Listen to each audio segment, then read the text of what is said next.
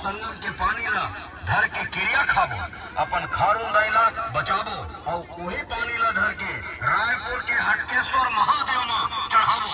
चलो अपन खारून दैला बचाबो, जरूर बचाबो, जरूर बचाबो।